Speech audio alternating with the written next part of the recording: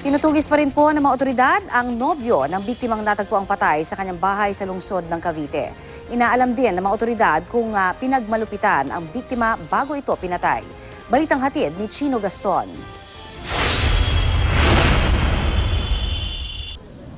Pinaghahanap pa rin ng Cavite Police ang lalaking itinuturong nasa likod ng pamamaslang kay Christopher Bautista na natagpuang tadtad ng saksak sa katawan, may laslas sa leeg at naaagnas na sa kanyang inuupang apartment sa Dalahican Street, Cavite City noong Biyernes. Ang sospek, kinilala lang sa alias na Jeff na ayon sa kaibigan ng 38 anyos na biktima ay dating nobyo at nakabalikan lang daw ulit ni Christopher nitong mga nagdaang buwan. Sa social media account ng biktima, makikitang may selfie photo pa sila pero hindi naman kita ang buong mukha ni Jeff. Inaalam ng Soko kung pinagmalupitan ang biktima bago pinatay.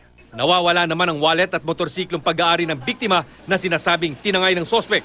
2 cellphone naman ang na-recover ng pulisya sa crime scene. Ano man maging result nung forensics dun sa cellphone na na-recover namin doon,